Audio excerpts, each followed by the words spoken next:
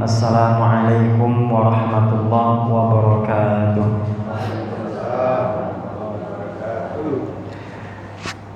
Innal hamdalillah nahmaduhu wa nasta'inuhu wa nastaghfiruh wa nu'minu bihi wa natawakkal alaihi. Asyhadu an la ilaha illallah wahdahu la syarikalah wa asyhadu anna Muhammadan abduhu wa rasuluh.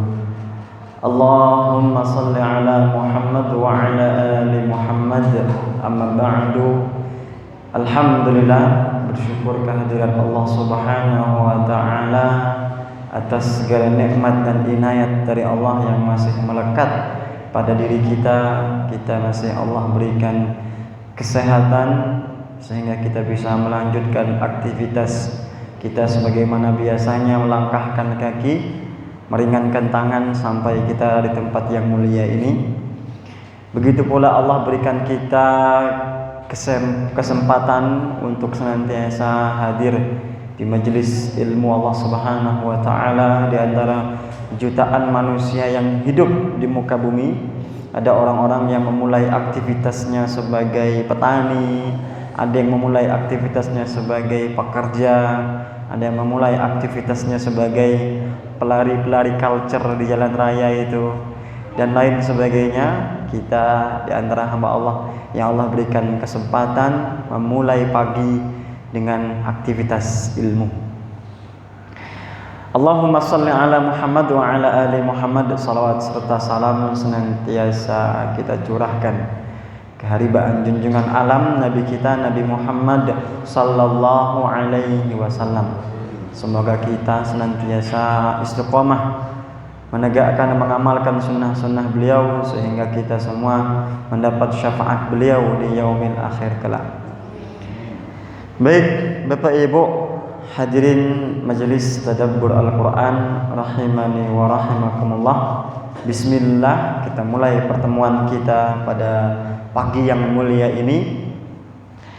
Pada pagi yang mulia ini kita akan mentadaburi salah satu surah yang tersibuk di dalam kehidupan kita. Setidaknya 17 kali dalam sehari semalam minimal kita membacanya. Di dalam setiap sholat kita, di setiap rakaatnya bahkan harus dibaca. La sholata liman lam yaqra' bi Fatihatil Kitab. Tidak sah sholat seseorang kalau dia tidak membaca Fatihatil Kitab, surah Al-Fatihah. Bismillah, ini akan kita bahas Bapak Ibu di majelis tadabbur ini. Baik, surah Al-Fatihah salah satu surah Makkiyah yang dalam urutan penyusunannya diletakkan di paling awal. Tapi kalau urutan penurunan yang paling awal adalah surah Al-Alaq. Tapi Al-Fatihah dalam penyusunannya diletakkan paling awal. Kenapa? Karena namanya Al-Fatihah, pembuka. Namanya pembuka, tidak mungkin di tengah, tidak mungkin di samping atau di mana, atau apalagi di akhir. Mesti dia di depan. Selain itu, nama lain dari Al-Fatihah adalah Ummul Kitab. Ummul Kitab, itu ibu, induknya Al-Quran. Sehingga kalau induk berarti yang lain menginduk kepadanya. Surah-surah yang lain akan bermuara pada surah ini. Makanya dia letaknya di depan, letaknya paling depan. Karena dia induk. Karena dia induk berarti semua tema yang dibahas di dalam Al-Quran ada pembahasannya, ada singgungannya di dalam satu surah yang jumlahnya 7 ayat ini. Di dalam Al-Fatihah ada akidah, di dalam Al-Fatihah ada fikih, di dalam akidah, di dalam Al-Fatihah ada sirah, di dalam Al-Fatihah ada hikmah. Semuanya akan ada di dalam satu surah yang berisi 7 ayat ini. Makanya dia diulang terus sehari semalam setidaknya 17 kali. Al-Fatihah. Al-Fatihah dimulai dengan Bismillahirrahmanirrahim. Ta'awuz tidak bagian dari Al-Fatihah. Hanya saja kita disunahkan, sangat ditekankan kalau membaca Al-Qur'an dimulai dengan ta'awuz. Fa iza qara'tal Qur'an fasta'id billah. Kalau kalian membaca Al-Qur'an, maka berta'awuzlah, berlindunglah kepada Allah. Ta'awuz bisa a'udzubillahi minasyaitonirrajim atau a'udzubillahis samiil alim minasyaitonirrajim. Boleh, redaksinya dua-duanya boleh. Kemudian baru masuk kepada Al-Fatihah. Bismillahirrahmanirrahim. Al-Fatihah ini 6 ayat apa 7 ayat? 7. Artinya mazhabnya ikut sini semua. Karena mazhab kita Al-Fatihah ini termasuk bismillah. Tapi ada mazhab yang lain. Nanti kalau kalian jenengan main-main ke Timur Tengah akan ketemu mazhab bismillah ini tidak masuk hitungan ayat. Dia dimulai dari alhamdulillah. Sehingga kalau dalam sholat ada yang tidak baca bismillah. Jadi sehingga dalam sholat itu ada yang tidak membaca bismillah. Dia langsung alhamdulillahirabbil alamin. Karena mengikuti pendapat Al-Fatihah dimulai dari hamdalah. Tapi pendapat jumhur mengatakan bismillah bagian dari Al-Fatihah. Tinggal cara membacanya saja yang berbeda. Mazhab Syafi'i bismillah dibaca jahar. Yang lain Maliki diantaranya bismillah dibaca sir. Tapi tetap dibaca. Hanya saja dibaca sir. Pendapat yang lain majelis tarjih mengakomodir dua-duanya. Boleh dibaca sir, boleh dibaca jahar. Jenengan baca pelan boleh, jenengan baca keras juga boleh. Nah, tidak baca berarti jenengan ikut pendapat yang mengatakan Al-Fatihah bismillah tidak bagian dari Al-Fatihah. Begitu. Bismillahirrahmanirrahim. Bismi Allahi ar-Rahmani ar-Rahimi. Kita bedah satu-satu. Bismi itu gabungan dari 2 kata. Huruf jar, kemudian ismin. Dan Allahi bismi. Makanya disebut itu li'anna lafza ismin mufradun mudhafun. Karena lafaz ismin itu mufrad mudhaf. Dia kata majmu' kalau dalam bahasa Indonesia. Tapi menariknya Bapak Ibu, kata bismi ini tidak hanya sekali disebutkan dalam Al-Qur'an. Dia disebutkan di 2 tempat yang berbeda. Pertama di surah Al-Fatihah, yang kedua di surah Al-Alaq. Kalau di surah Al-Fatihah, bismi bergandeng dengan kalimat Allah, bismillah. Tapi dalam surah Al-Alaq, bismi bergandeng dengan kata Rabb. Iqra bismi rabbika. Nah, menariknya ketika bismi bergandeng dengan kalimat Allah, alifnya hilang, langsung bersambung ba, sin dan mim. Tetapi ketika bismi bergandeng dengan kalimat Rabb, alifnya timbul. Bismi rabbika. Padahal asal katanya sama. Jangan cek coba di surah Al-Alaq. Pasti ada ba, tengahnya alif, sin dan mim. Dipisah, timbul alifnya. Tapi di bismillah, ba, sin, mimnya sambung, alifnya dihilangkan. Ada satu kitab, judul kitabnya I'jazul Quran wa Rasmiha. Kemu'jizatan Al-Quran dan kemu'jizatan tulisannya. Jadi leres, timbul nggih alifnya. Jadi beliau menulis ada tulisan, ada judul kitab Kemu'jizatan Al-Quran dan kemu'jizatan tulisannya. Salah satu gambaran besar kitab itu Ibu-ibu, menurut pengarang kitab itu, Al-Quran itu tidak hanya mukjizat dari maknanya, ayatnya, isinya, kandungannya. Tetapi mukjizat Al-Quran itu termasuk tanda bacanya. Jadi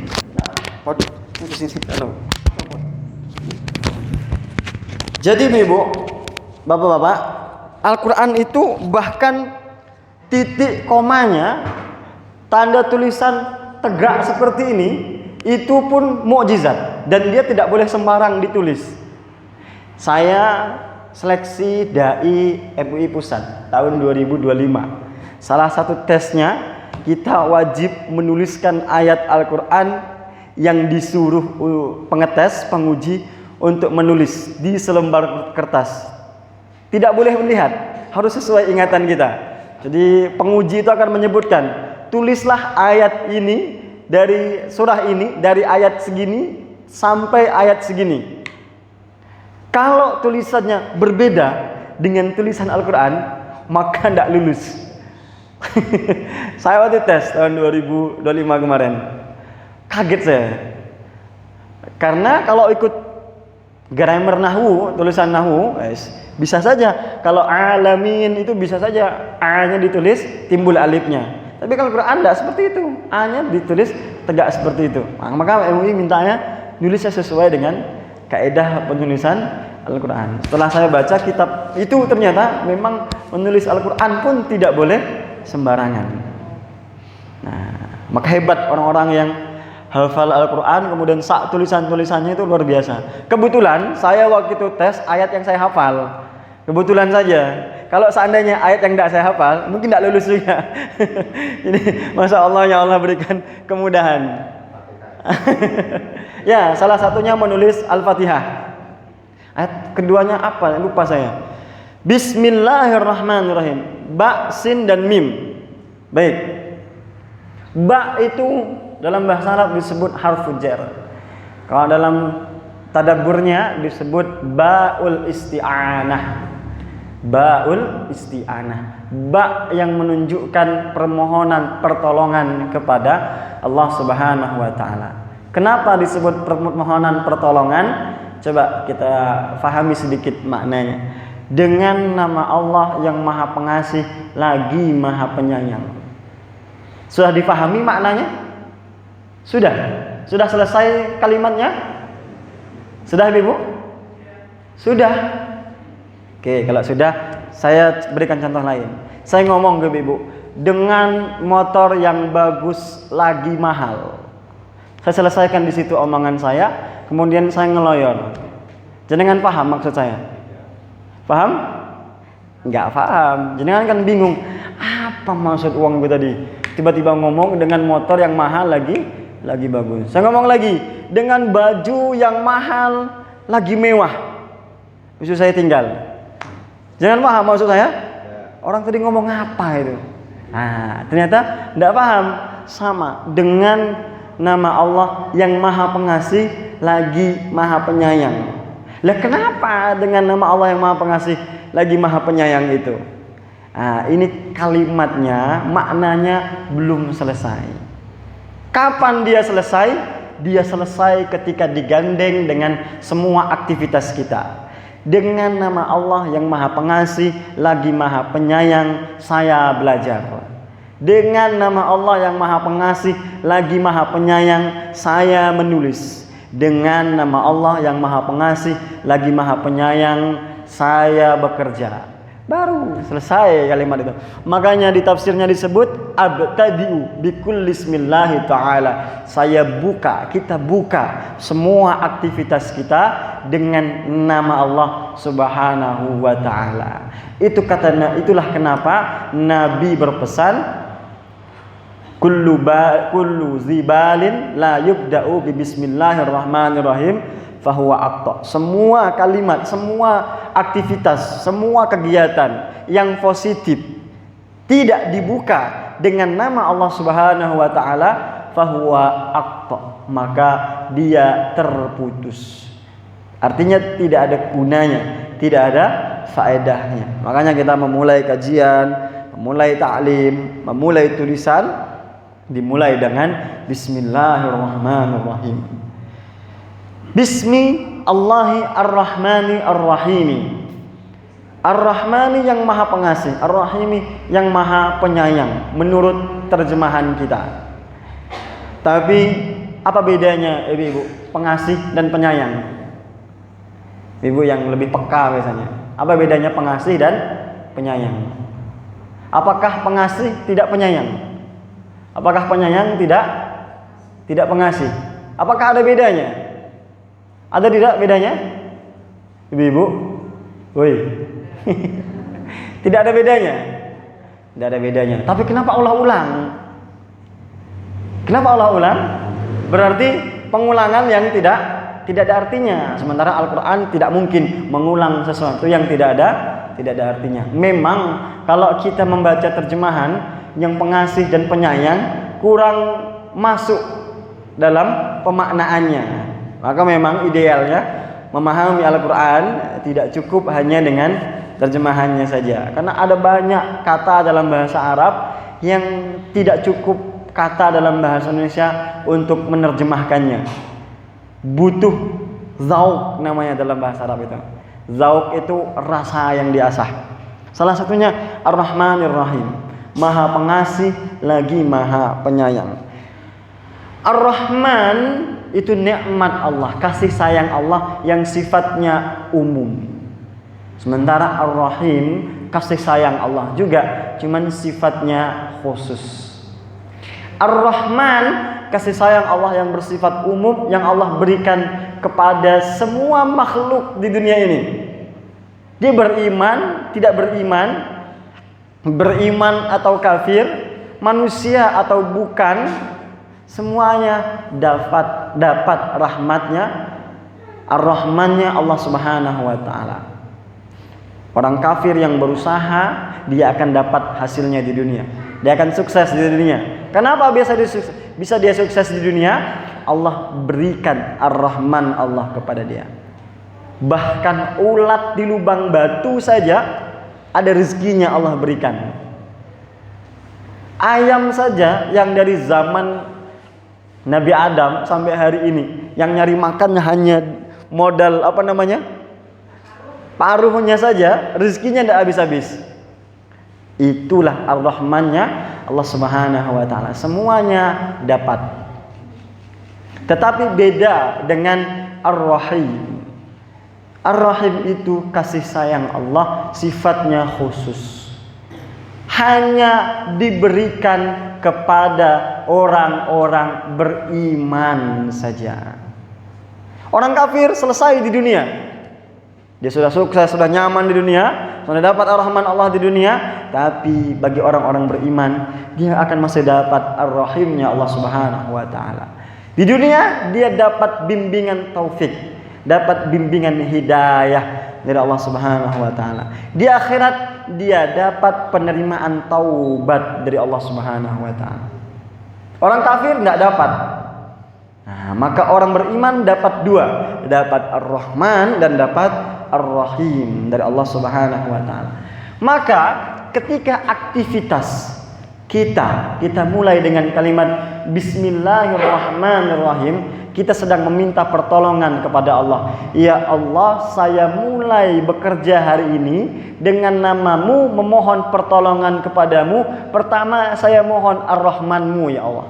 Ar-Rahmanmu kasih sayang sebagaimana engkau mengasihi semua makhluk di dunia ini, mengasihi orang-orang yang berusaha, mengasihi orang-orang yang bekerja, membuat mereka sukses, membuat mereka berjaya. Maka datangkan ar-Rahmanmu ya Allah kepada saya. Jadikan usaha saya sukses, jadikan dagangan saya laris, jadikan semua upaya saya menjadi upaya yang maksimal. Tapi kita orang beriman tidak selesai di situ. Kita sambung dengan ar-Rahim. Tetapi ya Allah, ketika saya sukses, ketika usaha saya engkau lancarkan, dagangan saya engkau lariskan, engkau jadikan saya pada puncak hal-hal di dunia ini. Tapi ya Allah, turunkan juga ar-Rahimmu. Apa itu ya Allah? Bimbinganmu. Jangan sampai suksesnya saya, kayanya saya, hebatnya saya hanya selesai di dunia saja, lupa saya akan hidayahmu. Maka kita sedang meminta kepada Allah, atina fid dunya hasanah wa fil akhirati hasanah. Lewat kalimat bismillahirrahmanirrahim itu. Sehingga seseorang kalau dia memang benar memulai sesuatu aktivitas itu dengan bismillahirrahmanirrahim, maka akan sangat takut dia menyeleweng kepada Allah Subhanahu wa taala. Kalau semua orang memulai aktivitas orang Islam di dunia ini, di Indonesia mungkin memulai aktivitasnya benar dengan bismillahirrahmanirrahim ini, maka tidak mungkin ada kita ketemu emas 74 kilo kemarin dan lain sebagainya. Ketika bismillahirrahmanirrahim itu benar diucapkan, merasuk ke dalam jiwa.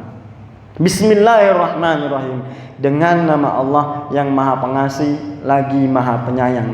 Ketika benar diucapkan, Allah akan mengantarkan kita pada puncak yang kita inginkan di dunia, dan juga Allah bimbing kita pada kedamaian menuju akhirat.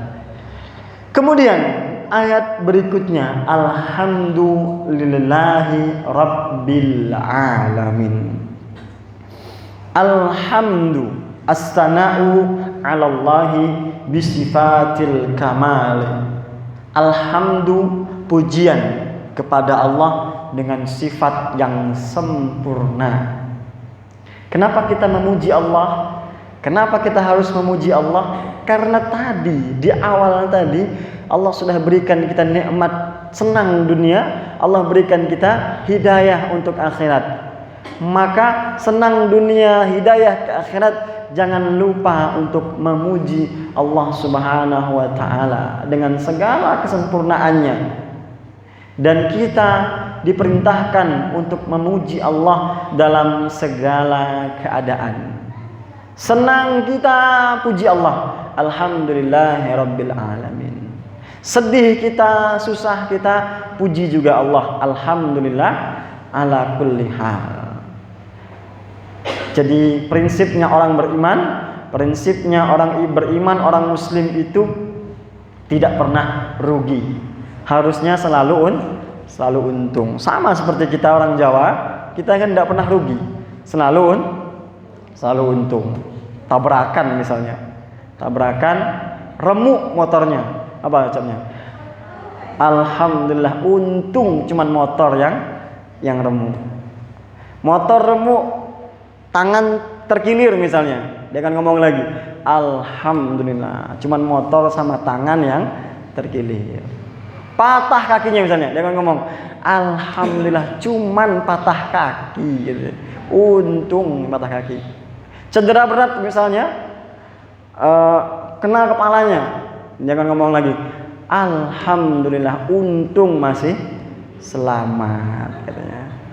Sudah tidak selamat dia, anaknya misalnya, kan ngomong lagi, alhamdulillah, untung jenazahnya masih utuh katanya. Sudah tidak utuh jenazahnya, dia akan ngomong, alhamdulillah, untung masih ketemu jenazahnya. Jadi tidak pernah ruginya. Inilah orang beriman, dia alhamdulillah ala kulli hal, memuji Allah dalam segala keadaan. Memang begitulah kita kepada Allah Subhanahu wa taala. Kemudian ada kalimat alhamdulillahi rabbil alamin. Susunan rabbil alamin ini menarik sekali. Rabb, apa arti Rabb? Rabb itu artinya Tuhan. Tapi dalam bahasa Arab ada yang menggunakan kalimat lain untuk menunjukkan Tuhan, yaitu ilah. Tapi di sini Allah tidak menggunakan ilahil alamin, tapi menggunakan Rabbul alamin. Kenapa? Karena ilah belum tentu Tuhan, tetapi Rabb sudah pasti Tuhan. Sehingga Rabb hanya untuk Allah Subhanahu wa taala. Rabb itu adalah dia yang menciptakan, dia yang menjaga dan merawat.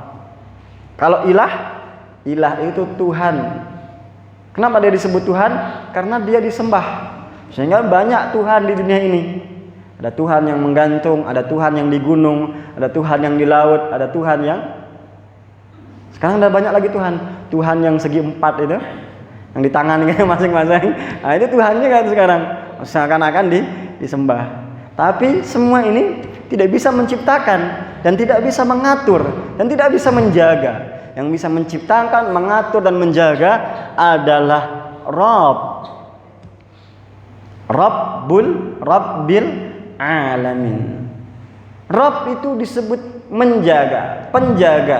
Bagaimana Allah menjaga? Tarbiyatuhu ta'ala li khalqihi naw'ani. Ada dua cara Allah menjaga makhluknya. Ammatun wa khasatun. Menjaga secara umum dan menjaga secara khusus. Fal ammatu hiya khulquhu lil makhluqina wa razquhum wa hidayatuhum lima fihi masalihihim allati fiha baqa'uhum fid dunya. Secara umum penjagaan Allah menciptakan segala sesuatu untuk makhluknya, memberikan mereka rezeki, memberikan mereka petunjuk, insting terhadap segala sesuatu yang akan berdampak maslahat, berdampak pada kekekalan hidup mereka di dunia. Ini secara umum. Allah menjaga semua makhluk itu supaya mencari kemaslahatan, menuju hal-hal yang cenderung bermanfaat bagi kehidupannya. Makanya sebuas-buasnya hewan, sengeragas-geragasnya hewan di alam raya yang makan segala hal itu, apa namanya hewan yang makan segala hal itu? Herbivora, karnivora lagi? Segalapora. Omnivora. Kan dia makan segala hal. Meskipun dia makan segala hal, dia tahu mana racun, mana yang beracun, mana yang tidak. Padahal dia tidak pernah kuliah jurusan biologi untuk membedakan buah ini beracun, buah ini tidak beracun. Tapi tidak pernah ada monyet yang mulutnya berbusa.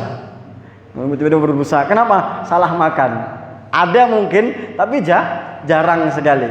Inilah cara Allah menjaga makhluknya. Semuanya dapat ini penjagaan Allah. Maka orang-orang yang hari ini mencari sesuatu yang cenderung pada tidak kemaslahatan pada dirinya, maka dia sudah tidak normal itu. Saking tidak normalnya, sampai hewan pun dia sudah kalah normal. Soal lebih normal hewan daripada dia. Mohon maaf, hari ini kan lagi booming-boomingnya LGBT itu.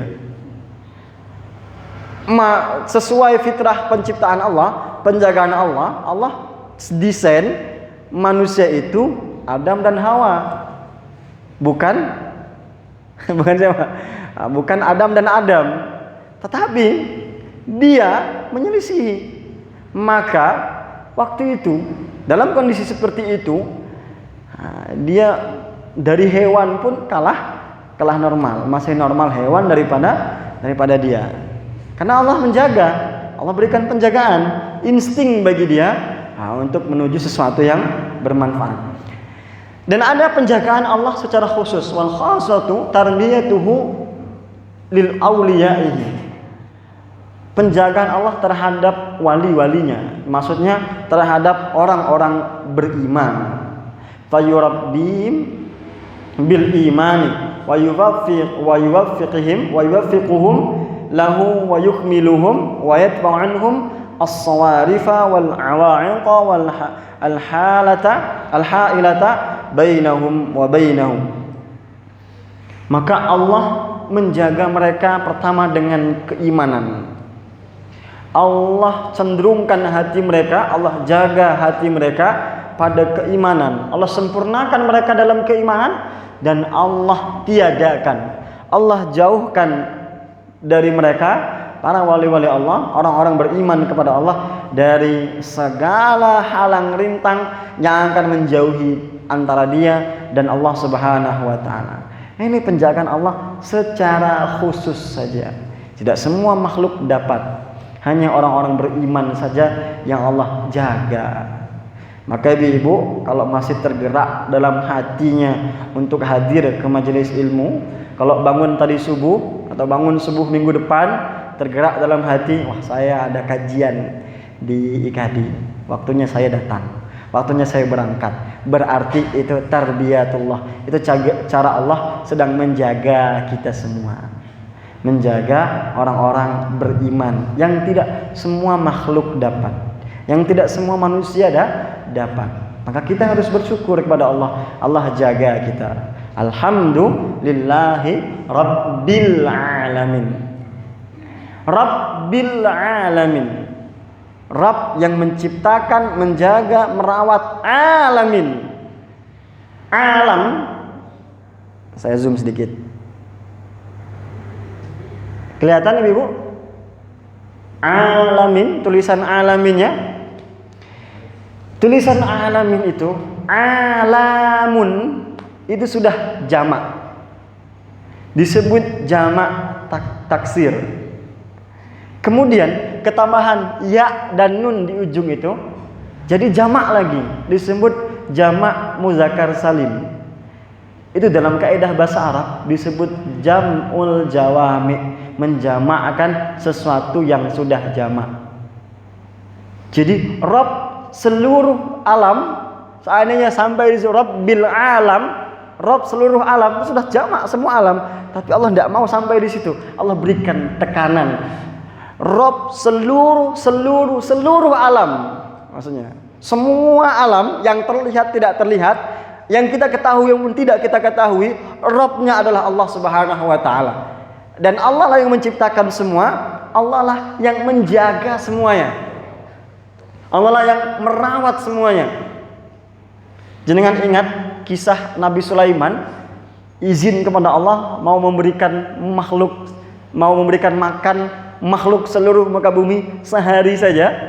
Ada kisah itu kan, Nabi Sulaiman satu hari, karena dia Masya Allah raja yang berkuasa dari ujung timur dan ujung barat, seluruh dunia dan seisinya. Waktu itu satu rajanya, Nabi Sulaiman.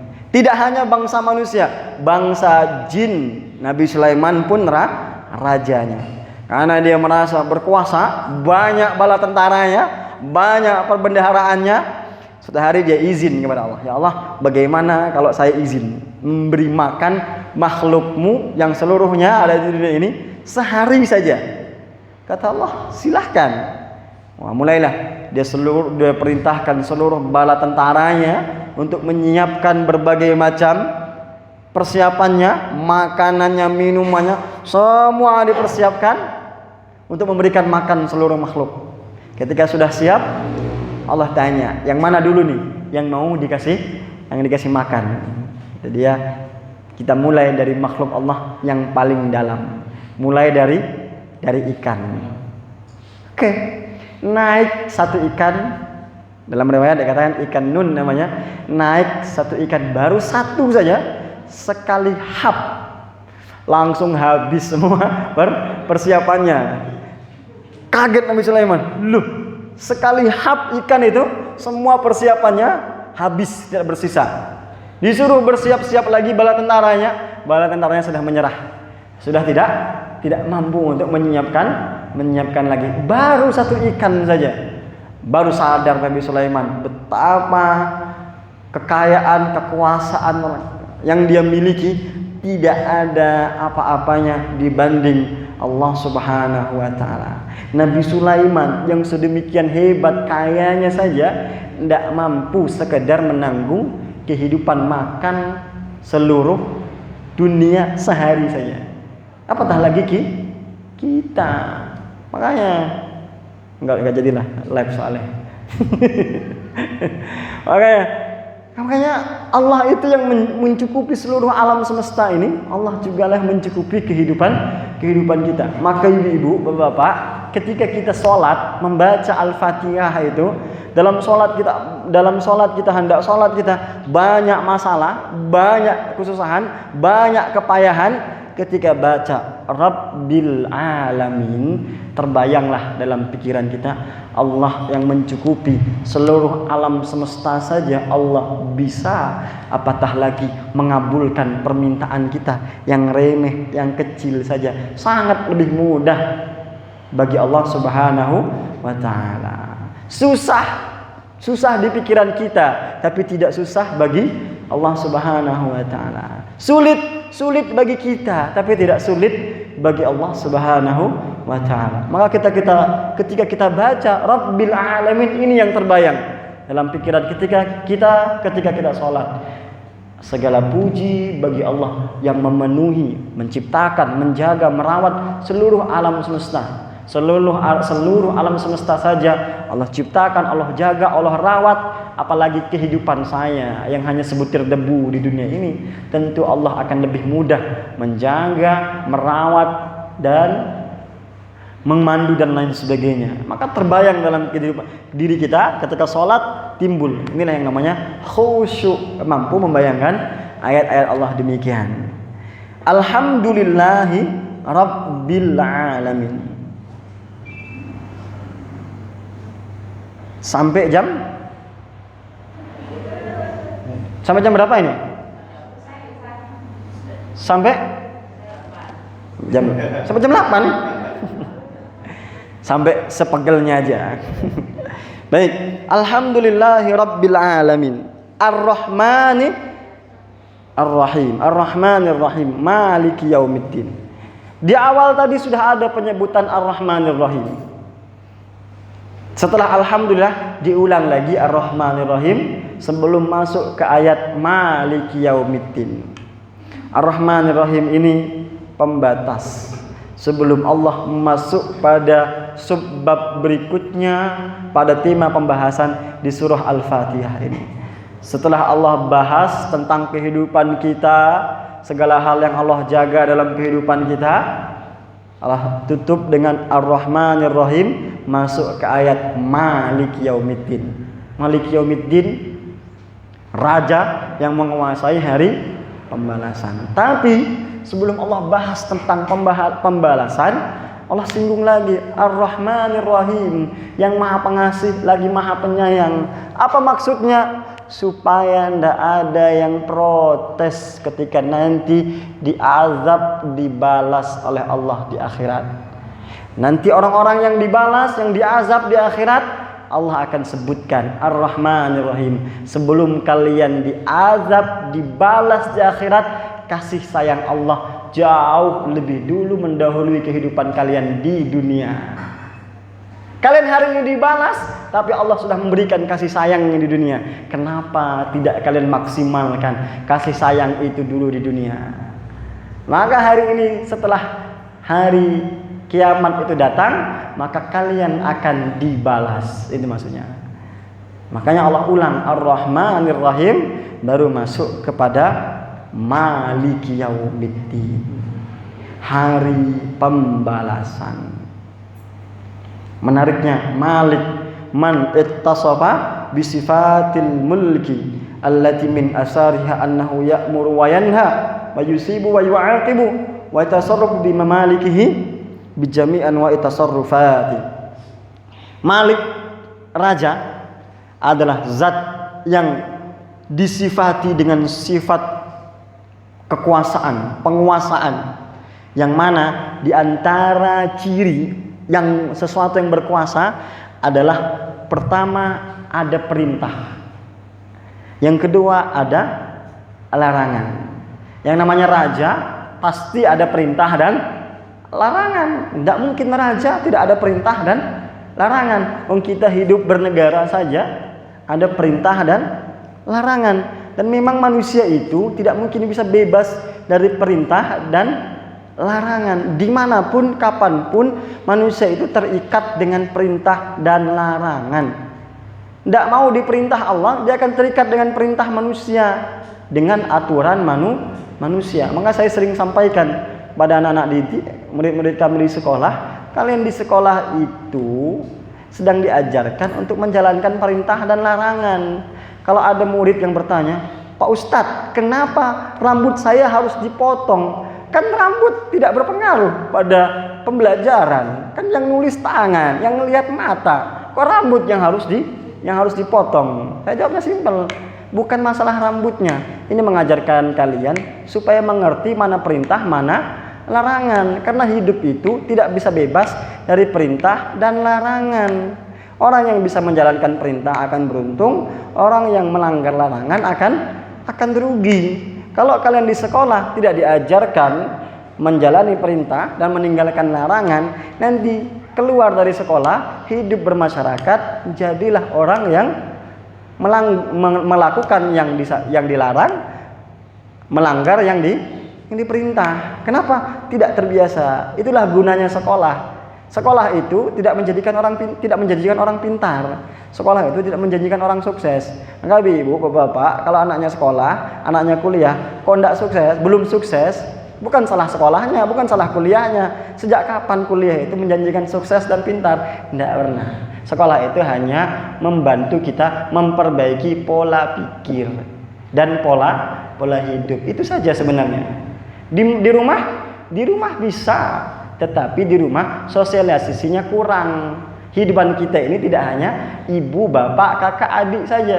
Kita akan hidup dengan orang banyak, hidup dengan masyarakat banyak. Satu kepala, satu isi. Ribuan kepala, beda-beda isinya. Disitulah tempat belajarnya. Allah, karena dia Malik, dia pun punya perintah dan larangan. Orang yang berhasil menjalankan perintah, menjauhi larangan, itulah yang disebutkan dengan orang yang bertakwa. Ketika orang itu berhasil menjalankan perintah, maka dia yusibu, dia akan mendapatkan balasan. Ketika orang itu melanggar larangan, dia yu'aqibu, dia akan dihukum, mendapatkan hukumannya. Kapan hukuman itu? Kapan balasan itu? Bisa di dunia, bisa di akhirat. Orang-orang beriman, ada orang-orang beriman yang melanggar perintah, melakukan larangan, langsung dibalas, dihukum oleh Allah di dunia. Tujuannya apa? Memberikan peringatan supaya dia kembali kepada Allah Subhanahu wa taala. Dan Allah itu bertindak kepada yang dia miliki bijami'i anwa'i tasarrufat. Terserah Allah. Allah bertindak kepada yang dia miliki, terserah Allah. Maksudnya bukan berarti dengan seperti paham orang-orang sebelah. Maksudnya kita ini tidak bisa berbuat apa-apa. Allah yang bertindak kepada kita. Jadi kalau kita bermaksiat, ya itu tindakan Allah. Allah yang menyuruh kita, Allah yang menghendaki kita untuk bermaksiat. Bukan itu maksudnya. Maksudnya Allah bertindak kepada kita, kepada makhluknya sesuai yang dia hendaki, sesuai aturannya. Maka hidup itu bukan ikut aturan kita, tetapi aturannya Allah Subhanahu wa taala. Maka hidup itu bukan sesuai dengan kemauan kita, tapi sesuai dengan kemauan Allah Subhanahu wa taala. Termasuk bukan sesuai dengan kemauan tren, tapi tren itulah yang mengikuti kemauan Allah Subhanahu wa taala. Keinginan kita seperti ini, tapi kata Allah seperti itu. Maka yang kita ikuti adalah kemauannya Allah Subhanahu wa taala. Kalau tidak, kata Allah, Malik Yaumiddin. Aku yang menguasai hari pembalasan. Hari itu kalian akan dibalas. Menariknya, Malik Yaumiddin. Yang disebut di sini hari, yaum, hari. Kenapa tidak jam? Kenapa tidak detik? Kenapa tidak waktu yang lain untuk menggantikan waktu di sini? Kenapa pula Yaumiddin, hari pembalasan? Hari pembalasan itu kan ibu-ibu, bapak-bapak, disebutkan dalam Al-Quran hari yang sangat mencekam. Hari yang orang-orang yang mengatakan, yang mengaku di dunia ini saling berkasih sayang, saling mencintai, hari itu mereka akan saling melupakan. Tidak ada lagi yang saling mengingat. Bahkan sosok yang paling sayang kepada anak akan lupa pada anaknya. Ibu itu kan paling sayang kepada anaknya. Yang tidak pernah lupa dengan anaknya di dunia ini adalah ibu biasanya, kebanyakannya. Dan ada juga ibu-ibu yang lupa pada anaknya. Pada umumnya ibu itu tidak pernah lupa kepada anaknya. Lagi nyuci baju, teringat anaknya kuliah. Lagi arisan, ingat anaknya di rumah. Lagi RT-an, ada jajan, ada snack disimpan untuk anaknya di rumah. Sayangnya ibu kan seperti itu. Emak saya juga seperti itu, mana saya tahu. Tapi pada hari pembalasan itu, sesayang-sayangnya ibu pada anaknya waktu itu, lupa dia pada anaknya. Sudah tidak ingat pada anaknya. Yauma yafirrul mar'u min akhi wa ummihi wa abi wa sahibatihi wa bani. Hari itu ibu lari dari anaknya, ayah lari daripada anaknya, istri lupa pada suaminya, suami jangankan di hari pembalasan, hari ini aja sudah banyak yang lupa sama istrinya. Tapi bukan suami di sini, suami yang sana di luar sana. Suami di sini insya Allah susis semua. Apa susis itu? Suami sayang istri, kok suami takut istri. Semuanya lupa. Likulli imri'in minhum yawma idzin sya'nu yughni. Hari itu semuanya sibuk dengan urusannya masing-masing. Maka dalam satu hadis Nabi mengatakan kepada Aisyah, "Ya Aisyah, pada hari itu manusia dibangkitkan dalam keadaan telanjang, tanpa busana." Aisyah heran, "Ya Nabi, apakah orang tidak saling pandang memandang? Karena hari itu dibangkitkan dalam keadaan tanpa busana." Kata Nabi, hari itu saking sibuknya, saking mencekamnya, saking menakutkannya hari itu, kata Nabi, orang pun sudah tidak refleks pada hawa nafsunya. Di dunia kan orang refleks, hawa nafsu itu kadang-kadang tidak mau tapi refleks. Bapak misalnya, lagi bawa motor misalnya, tiba-tiba ada yang pakai bajunya agak kesempitan misalnya. Dalam hatinya tidak mau, cuman lehernya refleks oleh seperti ini. Refleks, itu refleks. Nah, refleks seperti itu di akhirat bahkan hilang. Tidak ada sama sekali. Lupa semua. Saking mencekam matahari, ada yang sejengkal di atas kepala, ada orang-orang yang hanyut, tenggelam karena keringatnya masing-masing, karena keringatnya saking menakutkan. Allah lah, Rabb kita lah, Allah Subhanahu wa Ta'ala lah yang menguasai hari itu. Nah, hari yang mencekam itu dikuasai oleh Allah Subhanahu wa Ta'ala, zat yang sama yang menguasai hari-hari yang kita jalani di dunia ini. Hari yang mencekam itu yang Allah janjikan pembalasan di hari kiamat nanti, Rabb yang sama yang menguasai hari ini, besok, lusa, minggu depan, bulan depan, dan tahun depan yang akan datang. Kan kita di dunia ini hanya menghitung hari saja. Hari ini, besok, lusa, minggu depan, Allahu a'lam sampai kapan. Menghitung hari. Hari berganti hari, berganti minggu, minggu berganti bulan, bulan berganti tahun. Yang menghitung hari saja. Maka engkau yang takut kepada Rabb yang memberi balasan pada hari pembalasan itu, perhatikan setiap hari yang kamu lalui. Maka di setiap hari itu Allah berikan kesempatan kita supaya tidak dapat balasannya di hari pembalasan. Allah berikan kesempatan kita supaya diampuni dosa-dosanya. Di antaranya kita disuruh Allah untuk bangun di sepertiga malam. Tujuannya apa? Supaya kita bangun di sepertiga malam, kata Allah, kata Nabi, Allah mengatakan orang yang bangun kemudian dia bertaubat kepada Allah, dosa dia yang di siang hari itu diampuni oleh Allah Subhanahu wa Ta'ala. Artinya nanti di hari pembalasan kita tidak dapat lagi pembalasan di hari pembalasan itu, karena sudah diampuni selama itu terkait dosa kepada Allah. Tapi kalau dosa kepada makhluk, ya diselesaikan dulu urusannya, utang, sakit hati dan sebagainya. Tidak bisa hanya bertaubat kepada Allah, harus meminta maaf, menyelesaikannya sampai selesai. Malik yaumiddin, zat yang samalah yang menjaga hari, yang menguasai hari-hari kita. Dan ini pun ketika kita baca ayat ini, ketika kita sholat kita baca Malik yaumiddin, Allah lah yang menguasai hari pembalasan. Dalam sholat terbayang dalam diri kita, mungkin hari yang kita lewati hari ini, misalnya hari yang susah, hari yang berat, hari yang tidak menyenangkan, daftar SBMPTN tidak lulus misalnya, daftar kuliah mau masuk kuliah tidak berhasil, daftar kerja juga tidak diterima, misalkan berat, hari itu kan berat sekali rasanya. Kita sholat sampai pada ayat ini teringat, ya Allah, hari ini yang sedemikian berat, ternyata ada hari yang lebih berat lagi ya Allah. Sebagaimana banyak manusia yang Kau selamatkan di hari yang berat itu, saya yakin ya Allah, hari ini pun mampu saya lewati. Maka tidak ada kegelisahan, tidak ada kecemasan dalam hidup kita. Selesai ketika kita membaca Malik yaumiddin. Hari ini pasti Allah bantu, pasti Allah mampu kita lewatkan. Lanjut, apa sudah? Lanjut apa sudah? Saya manut saja ini. 7.30. Baik, kita lanjutkan sedikit. Iyyaka na'budu wa iyyaka nasta'in. Kepadamulah kami menyembah dan kepadamulah kami memohon pertolongan.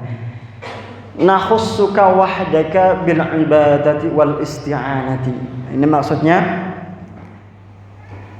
kita sudah diperingatkan, kita sudah mengakui segala nikmat Allah Subhanahu wa taala, mengakui segala kasih sayang Allah Subhanahu wa taala, dan kita sudah mengakui kelemahan kita dan betapa maha kuasanya Allah, dan kita pun sudah mengakui bahwa kita semua akan dibalas. Baru iyyaka na'budu wa iyyaka nasta'in. Pelajarannya, kalau kita meminta kepada Allah, sebelum meminta, akui dulu banyak hal. Akui betapa besar nikmat Allah, akui betapa lemahnya kita, akui betapa berdosanya kita, baru mulai meminta kepada Allah. Makanya rukun doa itu kan setidaknya dimulai dengan dua. Yang pertama bersyukur, hamdalah. Yang kedua bersolawat, baru meminta, baru sebutkan doanya. Ini rukun doa namanya. Tidak bisa doa itu moro-moro minta saja tanpa mukadimah. Ya Allah, sugih ya Allah, ini nggak bisa. Harus bersyukur dulu, salawat dulu, baru meminta. Iyyaka na'budu wa iyyaka nasta'in. Nakhussuka wahdaka bil ibadah wal isti'anah. Ya Allah, kami khususkan kepadamu dua hal. Yang pertama, kami khususkan kepadamu ibadah. Yang kedua, kami khususkan kepadamu isti'anah, memohon pertolongan. Kalimat iyyaka na'budu wa iyyaka nasta'in itu taqdimal ma'mul yufidul hasri wa huwa isbatul hukmi lil mazkuri wa nafi amma adah. Mendahulukan ma'mul itu untuk memberikan batasan, menetapkan sesuatu yang disebutkan dan meniadakan sesuatu yang tidak disebutkan. Ma'mul itu kalau jenengan belajar bahasa Arab, maf'ul. Harusnya maf'ul itu setelah fi'il. Harusnya kalimatnya na'budu iyyaka wa nasta'inu iyyaka. Begitu kalimatnya. Tapi di ayat ini ma'mulnya didahulukan. Iyyaka na'budu wa iyyaka nasta'in. Iyakanya diletakkan di depan. Ini memberikan hasr, pembatasan. Artinya tidak ada penyembahan, tidak ada permintaan pertolongan selain kepada Allah Subhanahu wa taala. Itu maksudnya. Ka'annahu yaqulu na'buduka wa la na'budu ghairuka.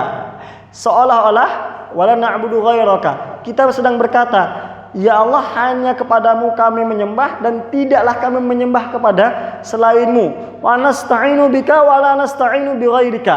Dan tidaklah kami meminta pertolongan kepadamu dan kami tidak meminta pertolongan kepada yang lain. Nah, jadi kalimatnya pendek tapi maksudnya panjang seperti itu. Kami menyembah kepadamu ya Allah, kami tidak menyembah kepada yang lain. Kami meminta pertolongan kepadamu ya Allah dan kami tidak meminta pertolongan kepada yang lain. Apa yang kita khususkan kepada Allah? Al-ibadah. Apa itu ibadah? Ibadah itu ismun jami' lima yuhibbuhullah wa yardahu minal amal wal aqwal az-zahirah wal batinah.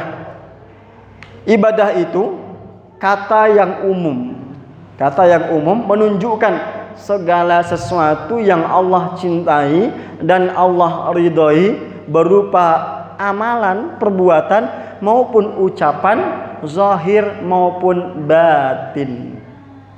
Segala hal yang Allah cintai di dunia ini, segala hal yang Allah ridhoi di dunia ini, itu disebut ibadah. Makanya ibadah itu luas sekali. Dia tidak hanya berdiam di masjid, tidak hanya mengaji, tidak hanya sholat, puasa dan sebagainya. Tersenyum itu ibadah, membantu orang ibadah, beramah tamah itu ibadah, sedekah itu ibadah, membantu orang tua itu ibadah, sekolah itu ibadah, kuliah itu ibadah, kerja itu ibadah. Semuanya selama tidak mengandung sesuatu yang tidak Allah cintai dan tidak Allah ridhoi, maka semua itu disebut ibadah. Karena semua itu disebut ibadah, maka kalau jenengan memulainya dengan aktivitas bismillah di awal tadi, wafat di situ misalnya, maka wafatnya pun disebut mati dalam keadaan ibadah. Jenengan berangkat bekerja misalnya, berangkat kuliah misalnya, berangkat sekolah misalnya, dimulai dengan bismillah, sekolah itu diridhoi oleh Allah, kuliah itu diridhoi oleh Allah, kerja itu diridhoi oleh Allah. Dilalah di jalan terjadi sesuatu yang na'udzubillah, yang tidak kita inginkan, wafat di tengah jalan, maka itu disebut wafat dalam keadaan ibadah. Tidak hanya di masjid saja, maka husnul khatimah itu tidak hanya di masjid. Meskipun salah satu tanda husnul khatimah ya memang wafatnya adalah di masjid. Tapi orang yang wafat di jalan raya, orang yang wafat di tempat kerja, selama kerjanya di jalan rayanya diniatkan karena Allah Subhanahu wa taala, tidak mengandung sesuatu yang tidak Allah ridhoi, maka dia pun wafat di jalan Allah Subhanahu wa taala. Hanya beda tempatnya saja. Yang kedua, isti'anah, meminta pertolongan. Al-i'timadu 'ala Allah taala fi jalbil manafi' wa daf'il madar ma'as-siqqati bihi fi tahsil dzalik. Isti'anah, meminta pertolongan itu bersandar kepada Allah Subhanahu wa taala dalam mencari manfaat dan menjauhi dari kemadaratan. Wal qiyamu bi ibadatillahi wal isti'anati bihi huwa wasilatu lis sa'adatil abadiyyati wan najati min jami'isy syururi. Berdiri pada ibadah, berdiri pada meminta pertolongan kepada Allah Subhanahu wa taala, dia adalah wasilah, jalan sa'adatul abadiyah, jalan kebahagiaan yang abadi. Min jami'isy syurur, dari segala jenis keburukan. Fala sabila ilan najati illa bil qiyami bihima. Maka tidak ada jalan bagi seseorang yang ingin sukses, ingin bahagia, ingin nyaman hidupnya kecuali berpegang pada dua ini. Beribadah kepada Allah, meminta pertolongan kepada Allah Subhanahu wa taala. Wa innama takunul ibadati ibadatan idza kanat ma'khuzatun an Rasulillah sallallahu alaihi wasallam maqsudan biha wajhullah taala. Wa bihadzainil amrayni takunu ibadatan. Syarat ibadah itu ada dua. Pertama, ma'khuzatun an Rasulillah. Pertama, diambil dari Rasulullah sallallahu alaihi wasallam. Yang kedua, maksudan lillah, dimaksudkan hanya untuk Allah Subhanahu wa taala. Maka dua inilah yang disebut dengan ibadah. Wa dzakaral isti'anata ba'dal ibadah ma'a dukhuliha fiha lihtiyajil 'abdi fi jami' ibadatihi illa al-isti'anati billahi ta'ala. Ibu-ibu, bukankah meminta pertolongan itu bagian dari ibadah kepada Allah? Bukankah berdoa itu bagian dari beribadah kepada Allah? Tapi kenapa dipisahkan beribadah dan minta pertolongan? Seharusnya kalau disebutkan minta pertolongan sudah ibadah, sudah disebutkan ibadah, sudah masuk dalam pertolongan. Tapi Allah pisahkan, disebutkan isti'anah dan ibadah. Kenapa? Karena manusia itu, hamba itu membutuhkan pertolongan Allah di semua ibadahnya. Kita ini bisa beribadah kepada Allah karena taufik dan hidayah dari Allah Subhanahu wa taala. Maka untuk beribadah itu pun kita minta pertolongan kepada Allah Subhanahu wa taala. Kaki yang mampu melangkah dari rumah ke masjid, tangan yang mampu mengangkat takbir kepada Allah, mulut yang mampu membaca ayat-ayat Allah, itu semua pertolongan dari Allah Subhanahu wa taala. Maka disebutkan secara khusus isti'anah karena kita sangat butuh pertolongan Allah bahkan dalam ibadah itu sendiri. Disebutkan ibadah terlebih dahulu baru minta pertolongan. Jangan dibalik. Minta dulu baru beribadah. Karena tidak ada logika yang masuk, kok bisa orang dapat upah belum bekerja. Di mana-mana dapat upah itu kalau sudah bekerja. Jenengan rekrut karyawan misalnya. Karyawan yang ngomong, "Pak, saya minta gaji dulu 3 juta misalnya, baru saya mau kerja." Kira-kira jenengan mau ngasih? Mau, Bu? Jenengan ngomong, "Sampeyan ki lapo sih? Durung lapo-lapo jaluk upah." Normal tapi ya nih. Yang kita kan ngomong seperti itu. Karena tidak normal, orang itu bekerja dulu baru dapat upah, baru dapat balasan. Sama dengan kita kepada Allah, beribadah dulu baru Allah turunkan pertolongan. Kalau kita tidak beribadah, mana mungkin pertolongan itu datang. Maka ibadah dulu dibenarkan, diperbaiki, diperhatikan semuanya, baru isti'anah, baru minta pertolongan, baru pertolongan Allah Subhanahu wa taala akan datang kepada kita. Bismillahirrahmanirrahim. Alhamdulillahirabbil alamin. Arrahmanirrahim. Maliki yaumiddin. Iyyaka na'budu wa iyyaka nasta'in. Sampai di sini terlebih dahulu di ayat 5, insyaallah dilanjutkan dengan ustadz-ustadz yang lain insyaallah. Kalau masih penasaran, inilah surah yang kita baca 17 kali dalam sehari semalam. Semoga mudah difahami, mudah ditadaburi, dan mudah diamalkan dalam kehidupan sehari-hari. Terus selanjutnya kita tutup dengan doa, meminta pertolongan kepada Allah. Semoga Allah memberikan kita semua hal, semua hajat dan semua mimpi-mimpi kita.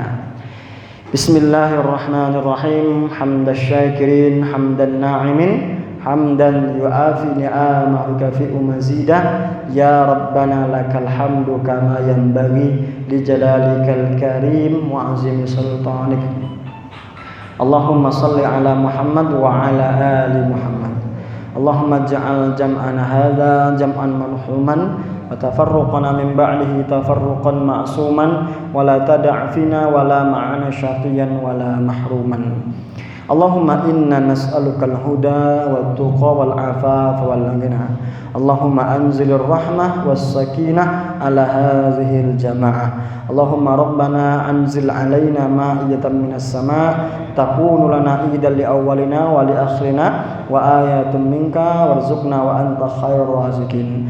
Allahumma la sahla illa ma ja'altahu sahla wa anta taj'alul huzna idza syi'ta sahla. Allahumma inna nas'aluka salamatan fid din wa afiyatan fil jasad wa ziyadatan fil ilmi wa barakatan fil rizqi wa taubatan qabla al maut wa rahmatan indal maut wa maghfiratan ba'da al maut. Allahumma hawwin 'alaina fi syakaratil maut wan najata minan nar wal 'afwa indal hisab. Rabbana atina fid dunya hasanah wa fil akhirati hasanah wa qina azaban nar. Wa sallallahu ala nabiyyina wa ala alihi wa sahbihi wasallam. Subhana rabbika rabbil izzati amma yasifun wa salamun ala mursalin walhamdulillahi rabbil alamin. Lebih kurang saya mohon maaf. Subhanakallahumma wa bihamdika asyhadu an la ilaha illa anta astaghfiruka wa atubu ilaik. Assalamualaikum warahmatullahi wabarakatuh.